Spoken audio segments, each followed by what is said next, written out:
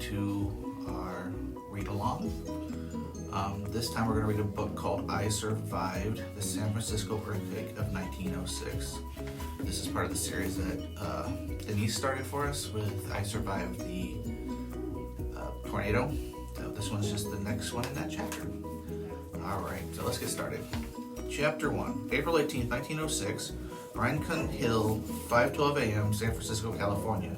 The sky was still dark when the ground began to shake. Most people in San Francisco were still sleeping. Just a few were awake. Shopkeepers arranged their stores, getting ready for the day. Carriage drivers fed their horses. Newsboys ran down the sidewalk to pick up their newspapers to sell. And 11-year-old Leo Ross was in a broken-down building high on Rincon Hill. When the rumbling started, Leo thought it might be thunder. He had no idea that deep below the city, two gigantic pieces of earth were pushing past each other. Powerful shocks exploded up through all the underground layers of dirt and rock. All across the city, streets ripped open, buildings swayed, walls crumbled, and houses came crashing down.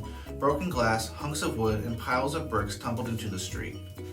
Leo stood in shock as the floor beneath him rose and fell like ocean waves. Hunks of plaster hit him on the head. Windows shattered, spraying glass all around. He tried to scream, but his throat was coated with dust. He wanted to run, but he couldn't even stand. The shaking was too hard. And then there was a sound like an explosion. The ceiling above his head burst open. A brick hit him, smack, on the back, and then another thud hit him on the shoulder. Crash! Dozens of bricks poured down. Leo fell to the floor, curled into a ball. The bricks kept raining down. He couldn't see, he couldn't breathe, and soon he would be buried alive. Alright, so we just got introduced to our main character. And what was his name?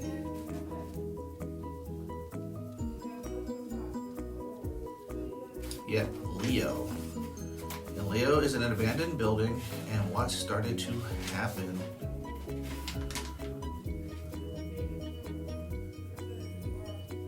The whole city started to shake, and stuff started to fall. At the end of that chapter, what did it say Leo would soon be? Buried alive, which is not a good thing you want to be, especially with bricks, because they're pretty heavy. Alright, chapter 2, 20 hours earlier, so this is before all that happened. President Roosevelt is coming to town, Leo shouted. Read all about it. Leo was standing on his corner selling that morning's newspaper. The sidewalk was crowded with men rushing to work. They barely slowed down as they handed Leo their nickels and grabbed the newspaper from his hands. It was barely 7 in the morning, and Leo had sold almost all of his papers. He jingled his pockets, which were heavy with coins. He thought about the fresh rolls he'd buy for breakfast, and maybe even some cold milk to wash it down with. He smiled to himself. Papa would have been proud of him. Leo patted his right-hand trousers pocket and felt the gold nugget that he always kept with him. Alright, so there's Leo with his newspapers that say Roosevelt are coming to town. He's working. It didn't look like much. Kind of like a chewed up yellow rock, but it was worth a fortune, Leo knew. Probably he could get more money for it than he earned in a month of selling papers, but he'd rather sell his heart than his gold nugget. Leo's grandfather had found it in a riverbed east of here during the gold rush. He handed it down to Papa, who had carried it with him everywhere. Grandpop got sick and died before Leo was born, but Papa kept him alive through the stories he'd tell to Leo. Each night when Papa was putting Leo to bed, he'd take out the gold nugget. Leo would hold it tight in his hand as Papa told tales of Grandpop's adventures, crossing America all alone in a creaky old wagon, almost getting eaten by a giant grizzly in the Rocky Mountains, surviving a forest fire in the Sierras, living in San Francisco when it was just a bunch of rickety houses in the mud. You're just like your grandpa, Papa always said. I see it in your eyes. You got his good luck, you got his guts, and something remarkable is going to happen to you. I can feel it, can't you? And the way Papa would look at him with shining eyes, Leo did feel it. These past few months, since the fever took Papa away, there had been days when sadness would surround Leo, a feeling as cold and gray as the San Francisco fog. He'd feel scared and very alone. He'd miss Papa so bad his whole body would hurt. But then he would think of Grandpop, who made his way from New Hampshire to California, and all by himself when he was just 16 years old, and he'd hear Papa's voice in his mind, bright and clear, telling him that he was lucky and brave, and that something remarkable was going to happen to him. Papa's voice was loud and clear on this sunny day. Or it was, until Leo finished selling papers. He was walking down an alley cutting through to Market Street. Somehow, he didn't notice the two boys who had crept up behind him. Next thing Leo knew, he had been smashed against a brick wall, and blood was gushing out of his nose. Okay, so we got to know more about Leo in that chapter. What was his job? Yep, he was a paper boy. I was one of those when I was a kid. What did Leo have in his pocket that was more important to him than anything? Something his family passed down. A gold nugget. And Leo lost someone pretty recently, pretty important to him. Who was that? It's Papa. Alright, when we finished that one off, what had happened to Leo?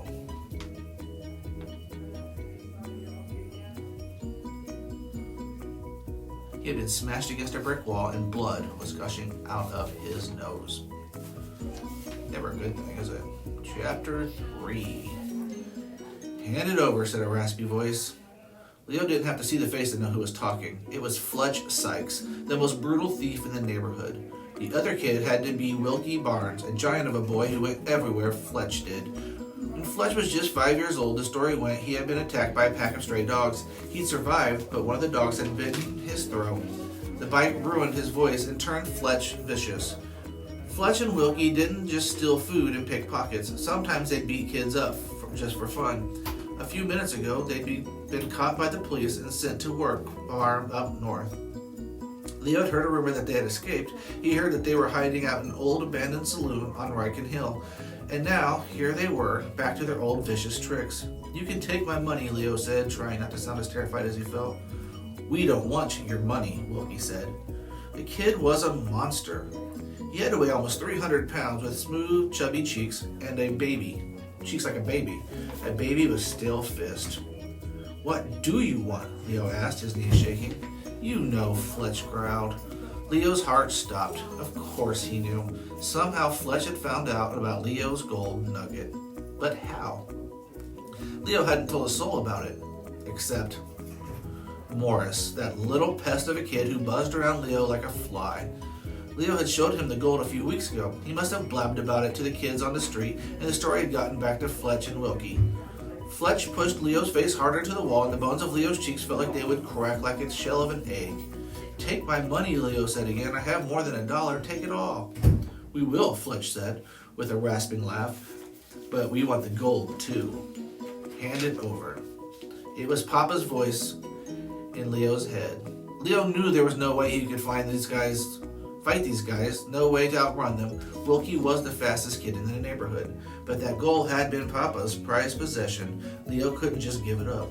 No, Leo said, summoning up all his strength. He rolled around and broke free from Fletch's grip. He made it to about 3 steps before Wilkie caught him by the back of the shirt and threw him onto the ground. Slam! Leo landed hard, biting his tongue. Hand it over, Fletch shouted in his creepy, strangled voice. No, Leo yelled again. What happened next took only a minute. Wilkie picked Leo up by his shirt, holding him in the air as Fletch emptied Leo's pockets. Then Wilkie threw him into a pile of garbage. The two goons walked away, laughing.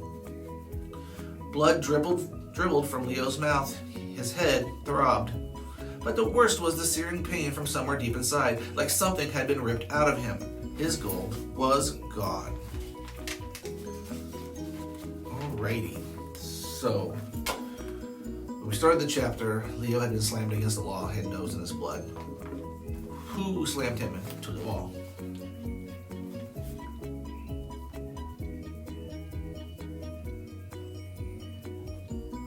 Yep, it was the two neighborhood thieves, Fletch and Wilkie. Fletch had a raspy voice, Wilkie's just huge. They just got out of, or they escaped from, a work camp for kids. They're in trouble, and they're hiding out in an old building on Riken Hill. What were they after?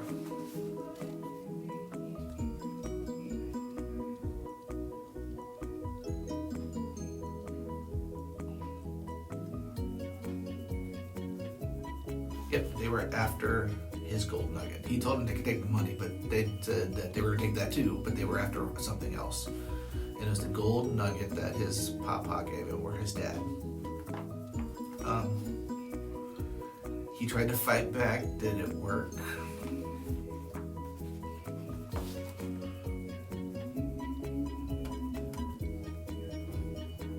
Nope, they threw him around like a rag doll. He got thrown from here to there. Leo thought he knew who told them about the gold coin. What was that person's name?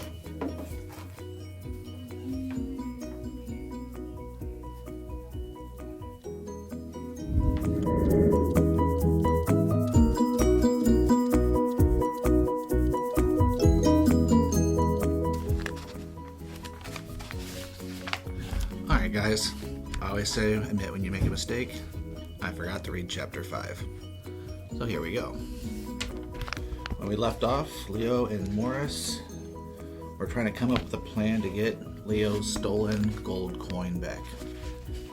So let's see if they do. Chapter 5. Leo sat down on the flea-bitten horse blanket that he used as a bed. He rubbed his sore jaw, his stomach grumbled. The best thing he realized would be to close his eyes and get to sleep. Forget about this day. He closed his eyes, but he kept thinking about what Morris had said. We could trick them. The words had wormed their way into his mind. Finally, Leo sat up and lit a candle. Maybe Morris was onto something. Of course, Leo couldn't make two goons hand over the gold, but maybe there was a way to trick them. Like the way Grandpa had tricked that grizzly bear. Leo could hear Papa's voice now in his mind, telling the story. It was 1849, and Grandpa was only 16 years old. Gold had been discovered in the stream bed in Northern California, and Grandpa was headed west to make his fortune. It had been a tough journey. He'd been held up by the bandits near St. Louis. He came this close to getting bitten by a 4-foot-long rattlesnake in the Indian Territory. Finally, he made it high into the Rocky Mountains. It was rough country, but beautiful too. The streams as blue as the sky and fields of wildflowers that stretched out like rainbows. The sun was setting and Grandpa had made his camp and built his fire. He got up to fetch some wood for the night. He was coming back over a hill when he saw an enormous bear. 3 times the size of a man, Papa would say. Stretching his arms out to the ceiling, the bear rose up and roared at Grandpa, bearing enormous teeth. Grandpa knew that about the Rocky Mountain grizzlies. They ran faster than mountain lions. They could climb trees, and they could rip a person to shreds with a swipe of the paw. Grandpa could see the bear's claws, 10 black daggers glistening in the setting sun. The bear stood there, ready to attack. All Grandpa wanted to do was run, but no one can outrun a grizzly. They're too fast. All travelers are told this, and yet most men can't help themselves. The urge to run is just too strong to resist. But Grandpa wasn't like other men. So there is the big grizzly rearing up to attack Grandpa. Every muscle in his body was ready to run, but he planted his feet into the ground. Think, he told himself. Think. He couldn't escape from the grizzly bear. He couldn't kill the grizzly. His gun was in his tent. His only hope was to scare that grizzly away. But how? And then Grandpa remembered the rattle. The rattle of that monster rattlesnake he'd killed in Pawnee Indian land. The snake was as thick as Grandpa's leg. Its rattle was 5 inches long. The snake could have killed him. He'd almost stepped on it when he was walking through the tall plains grass, hunting for a rabbit. By the time Grandpa heard the rattling noise, the snake was coiled and ready to strike. Without a thought, Grandpa had grabbed his knife from his belt and threw it. By some stroke of luck, the blade landed in the center of the snake's head. The snake didn't die right away. It thrashed wildly, his body coiling around Grandpa's leg. Grandpa had hit it with the handle of his rifle. And then, when the snake was dead, Grandpa cut off the rattle for good luck. Far from those tall grasses in the prairie, the grizzly bear snarled at Grandpa, inching closer. Grandpa put his hand in his pocket and started shaking the snake's rattle. The sound rose up around them. Grandpa hoped that grizzlies were afraid of rattlesnakes.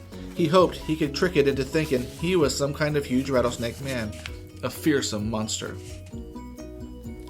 The bear looked around, and Grandpop could see the fear in his eyes. It let off one last roar and then scampered off. Now, sitting on his flea-bitten blanket, Leo realized that Morris was right.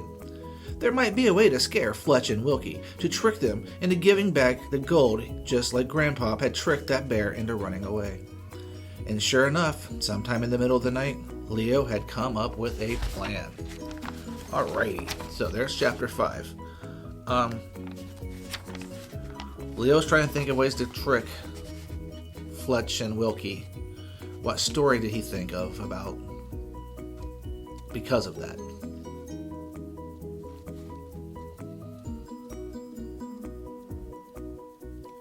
Yeah, how when his grandfather was, or grandpop as he calls him, was traveling across the United States and almost got attacked by a grizzly bear.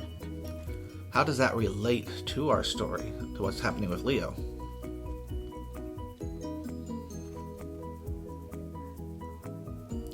Grandpop tricked the grizzly bear just like he wants to trick Fletch and Wilkie. He tricked them by pretending he was a rattlesnake.